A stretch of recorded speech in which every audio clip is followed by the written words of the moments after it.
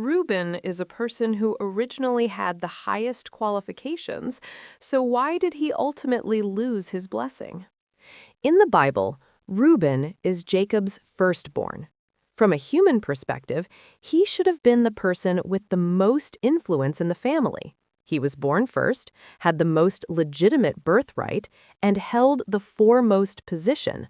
Barring any unexpected events, the family's respect, the authority to lead, and the firstborn's blessing should all have fallen upon him.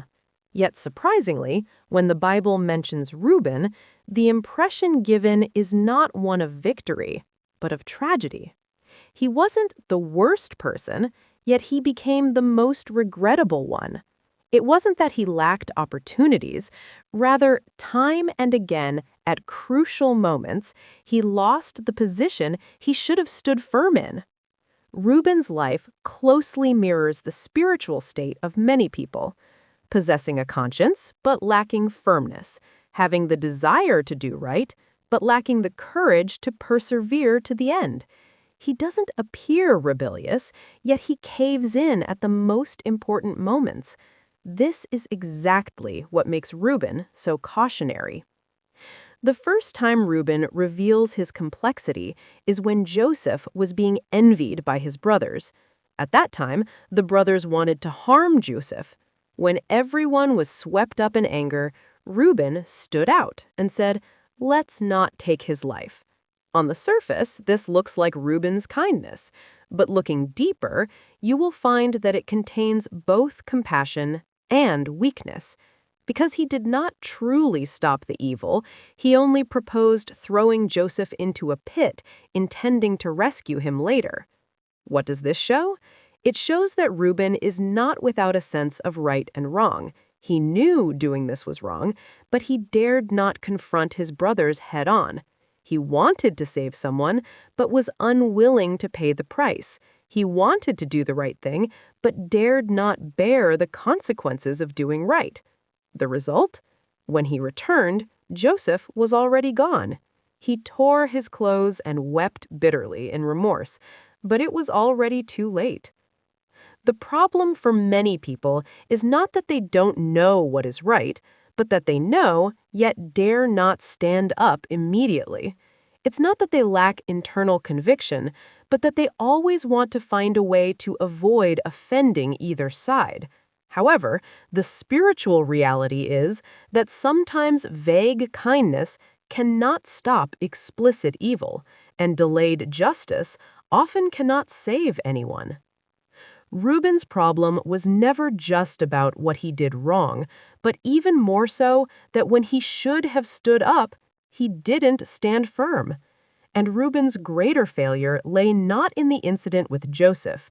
What truly cost him his birthright was another, far more serious matter. The Bible records that Reuben slept with his father's concubine, Bilhah. This wasn't simply a moment of impulse. It was an offense against the family order and a trampling of his father's authority.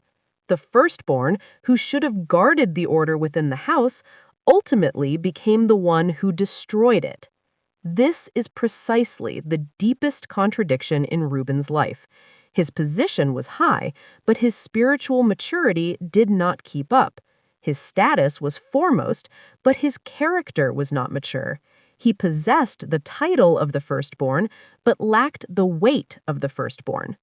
Therefore, when it came time for Jacob to bless his sons on his deathbed, what Reuben heard was a very heavy judgment.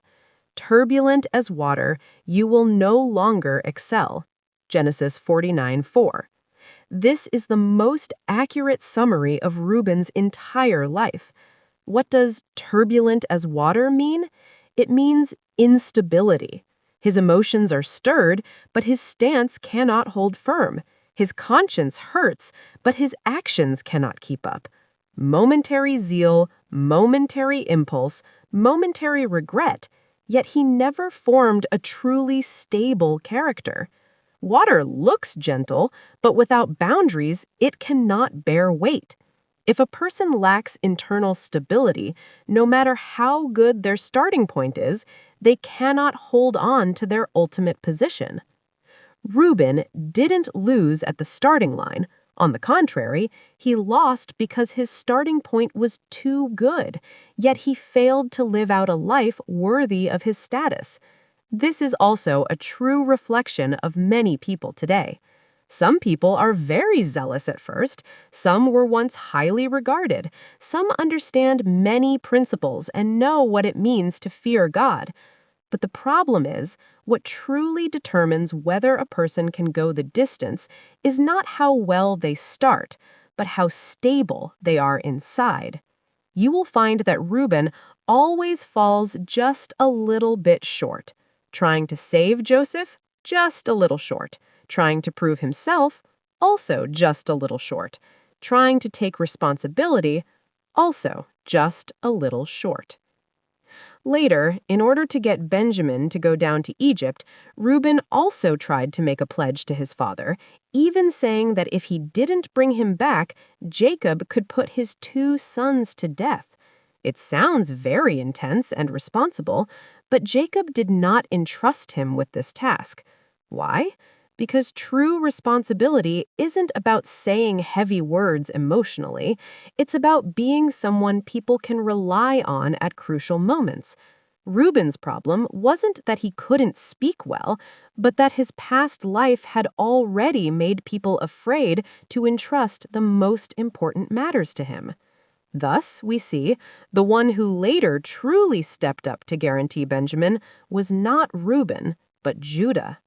This is the most piercing aspect of biblical characters. Some people are not eliminated all at once. Instead, in crucial moment after crucial moment, due to instability, failure to hold the line, and shrinking back, they slowly lose the position that originally belonged to them. Reuben offers a profound reminder for people today. First, do not think having a title is enough.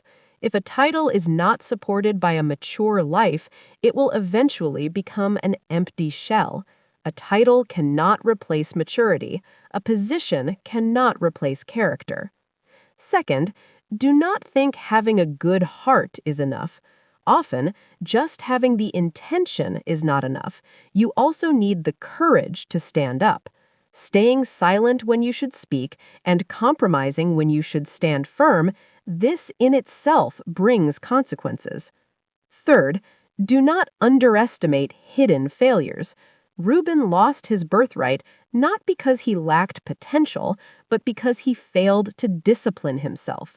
A person's true vulnerability is often not the external environment, but unaddressed desires and instability within.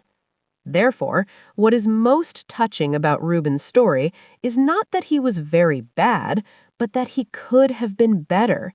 He could have been the one to protect his brother, but he failed to truly stop the harm. He could have been the leader in the family, but he first fell to his own selfish desires. He could have inherited the firstborn's blessing, but due to spiritual instability, he ultimately lost his leading position. This is what makes people sigh the most. It wasn't that he never had chances, but that he clearly had chances, yet missed them time and time again. Perhaps many people today are just like this. It's not that they don't love God, not that they don't want to live rightly, not that they don't want to become better people. The problem is, they always give way at crucial moments, always relax when they should be vigilant, always waver when they should be firm. Over time, they might appear to still be there on the outside, but their internal position has long since loosened. Reuben's life tells us that what truly causes someone to lose their spiritual weight is not necessarily some dramatic, massive evil. Often, it is precisely those unaddressed weaknesses, waverings, and failures to hold the line time and time again. A person's greatest danger is not a low starting point, but clearly standing high, yet constantly living unsteadily. So, reading about Reuben is not just reading about a failed firstborn, It's more like reflecting on ourselves. Have you also clearly known what is right, yet stepped back out of fear of conflict? Have you also felt moved, felt indebted, felt regret, yet never truly changed? Are you also losing certain things, not because others